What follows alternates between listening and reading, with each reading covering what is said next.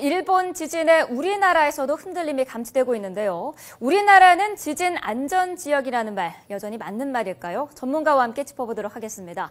부경대 지구환경과학과 강태섭 교수가 전화로 연결돼 있습니다. 교수님 안녕하십니까?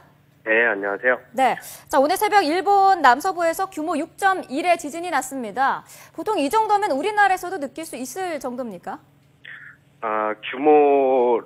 규모화하고 그게 얼마나 멀리 떨어져 있는지가 또 중요한 문제겠죠. 네. 그러니까 지진이 발생한 지역에서 부산이 약 300km 정도 떨어져 있기 때문에 그 규모 6.1의 그 규모와 거리를 고려를 하면 뭐 충분히 느낄 수 있는 정도의 지진이라고 생각합니다. 네. 자, 이번에는 일본에서 난 지진을 우리나라 그 남동 쪽에 있는 분들이 느낀 경우였는데 실제로 지난해 한반도에서 발생한 지진 횟수도 관측 이래 가장 많았다고 해요. 왜 그런 겁니까? 네.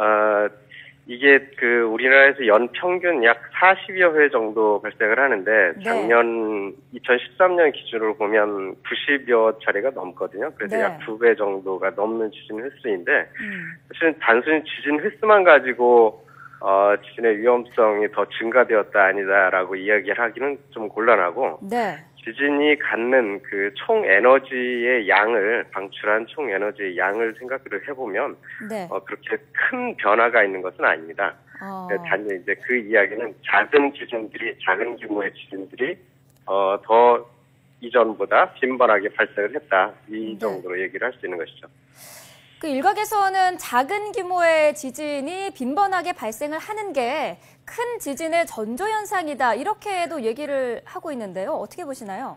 예, 충분히 그런 이제 의심을 할 수 있고요. 이제 그 이유 중에 하나는 지진이라는 현상 자체가 암석이 힘을 받아서 파괴가 되는 현상인데 그것이 어떤 지역에서 암석이 파괴되는 것이 크고 작은 어떤 그 파괴들이 다 복합적으로 발생할 수 있고 그리고 작은 규모의 지진이라는 건 작은 규모의 파괴를 의미하거든요. 그것들이 나중에 더 크게 성장을 할 수도 있을 가능성을 충분히 생각을 할 수가 있죠.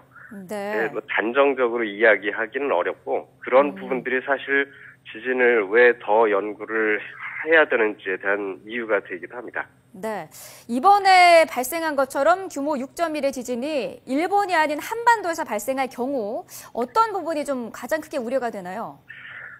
가장 일차적으로 생각할 수 있는 것은 피해죠. 그러니까 예를 들면 아주 오래된 건축물이나 주택들이 아직도 많이 있지 않습니까? 그런 건축물들이 규모 6.1이면 충분히 피해를 입힐 수 있는 정도의 지진이기 때문에 그런 부분들이 가장 좀 우려스럽다고 할 수가 있죠. 그러면은 지금 건설되고 있는 건물, 대형 건물들에는 내진 설계가 안 되고 있는 겁니까?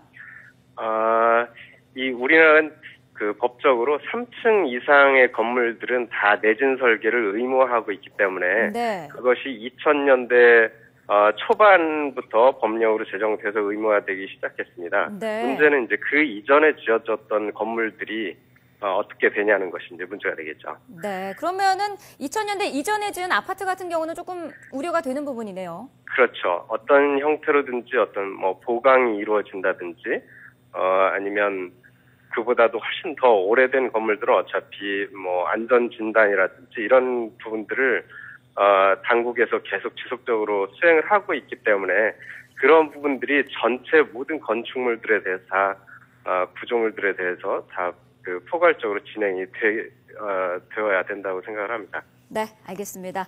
부경대 지구환경과학과 강태섭 교수였습니다. 오늘 말씀 감사합니다. 네, 감사합니다.